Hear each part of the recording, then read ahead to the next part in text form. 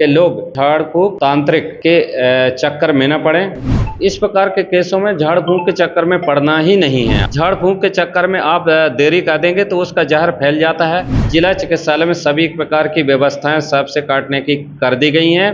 बरसात के मौसम में लगातार सर्पदंश के मामले सामने आ रहे हैं। ऐसे में जिला अस्पताल में भी विशेष रूप से व्यवस्था बनाई गई है जो सर्पदंश के मामले आ रहे हैं। और हम आपको बता दें कि जो सांप की प्रजाति है, सैकड़ों प्रकार के सांप की प्रजाति है और सर्पदंश से किस तरह से लोग उपचार से लोगों की जान बचती है और झाड़ फूंक कराने से क्या नुकसान होते हैं। और अभी तक ऐसे कई मामले जिला अस्पताल में आए हैं और जिनकी जानें भी बच चुकी हैं क्योंकि उन्होंने इलाज कराया है। कई लोग अंधविश्वास में झाड़ फूंक की वजह से कई लोगों की जान भी गई है। हमारे साथ जिला अस्पताल के सिविल सर्जन डॉक्टर जीएल अहबार सर मौजूद हैं। सर से हम चर्चा करेंगे कि ऐसे मामलों में इलाज कराना, तुरंत डॉक्टर को दिखाना कितना उचित है। बरसात के मौसम में सर्पदंश के जिला अस्पताल में भी कई मामले आने लगे, तो कैसी व्यवस्थाएं बनाई गई हैं? जैसा कि आप सभी को भी पता है कि बारिश ऋतु में सांप, कीड़े मकोड़े, अन्य ऐसे जहरीले जो चीज़ें रहती हैं, उसकी वजह से जिला चिकित्सालय में खास करके बारिश के सीज़न में सर्प से काटने वाले मरीजों की संख्या निश्चित बढ़ जाती है। अभी तक हमारे यहाँ पे 294 मरीज भर्ती हुए हैं, जिसमें से पिछले वर्ष में 9 डेथ हुई थी, 9। अब मृत्यु दर कम होने की वजह यह है कि हम उसके प्रति पहले से भी जागरूक हो जाते हैं। जैसे सबसे पहले है कि जो इसका लगाने वाला इंजेक्शन है एंटी स्नेक बाइट, जो एंटी वेनम इंजेक्शन होता है, उसके जो परचेजिंग ऑर्डर होते हैं उसके लिए हम जुलाई के पहले नहीं, हम सीधे फरवरी मार्च से इसके ऑर्डर परचेजिंग ऑर्डर करते हैं, जिससे हमें समय पर दवाई मिल जाती है। परचेजिंग ऑर्डर का रूल ये रहता है कि उसको 60 डेज के उसके अंदर उसको सप्लाई करना होती है। इसलिए हमने सतर्कता ये बरती और पिछले वर्षों का अनुभव लेते हुए ये किया कि सबसे पहले परचेजिंग ऑर्डर के समय के पूर्व ही, जुलाई लगने के पहले हमने किए। इसलिए हमारे पास एंटी स्नेक वेनम पर्याप्त मात्रा में है आज की स्थिति में। दूसरी चीज़ है कि हमने चिकित्सकों की ट्रेनिंग भी की है, जैसे कि समय पर इस प्रकार से कोई ऐसा केस आता है जहरीले कीड़े काटने से, खासकर सांपों के काटने से, तो उसको तुरंत अटेंड करना है, मरीज को उसका उपचार चालू करना है। अगर कोई क्रिटिकल मरीज है तो उसको PICU है हमारे यहाँ पे, पीडियाट्रिक इंटेंसिव केयर यूनिट, तो बच्चा है तो उसको ऊपर वाले उसमें रखते हैं क्रिटिकल केयर यूनिट में, और उसका तत्काल उपचार करना है।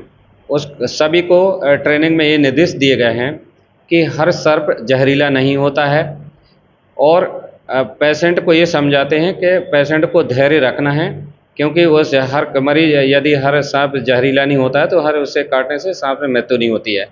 उपचार के तत्काल चालू करना है, और मरीज को कोई असुविधा है तो वरिष्ठ अधिकारी से संपर्क करें।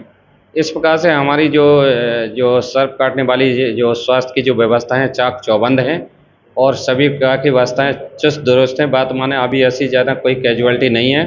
हमारे पास एंटी स्नेक वेनम पर्याप्त मात्रा में है।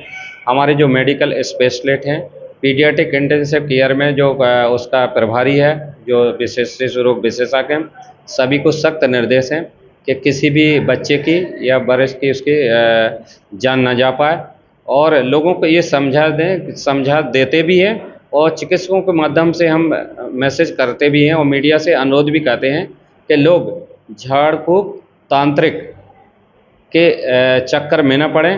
वैज्ञानिक तकनीकी से जो उपचार डॉक्टरों द्वारा दिए जाते हैं वही सार्थक होते हैं, उससे ही जान बचती है।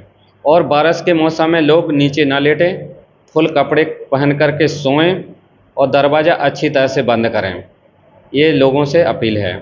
कई बार सर ऐसा भी होता है कि लोग झाड़ फूंक में काफ़ी समय लगा देते हैं, उसके बाद यहाँ पर उपचार कराने के लिए आते हैं, तो क्या जैसे ही यदि उनके साथ सर्पदंश की घटना या अन्य किसी जहरीले कीड़े की घटना हो तो तुरंत ही डॉक्टर को दिखाएं, झाड़ फूंक में समय ना बर्बाद करें? बिल्कुल आपने सही कहा है, क्योंकि जैसा मैंने आपसे कहा कि हर सर्प जहरीला नहीं होता, लेकिन जो जहरीले सांप होते हैं तो न्यूरोटॉक्सिक, कार्डियोटॉक्सिक और हीमोटॉक्सिक जो जहरीले सर्प होते हैं, मान लीजिए कि इस प्रकार से जहरीला सांप है कि जिसका असर तुरंत आ जाता है, इस प्रकार के केसों में झाड़ फूंक के चक्कर में पड़ना ही नहीं है। आपको सीधे जिला चिकित्सालय आना है या नज़दीकी जो सरकारी स्वास्थ्य संस्थाएं हैं वहाँ पर आपको पहुँच जाना है।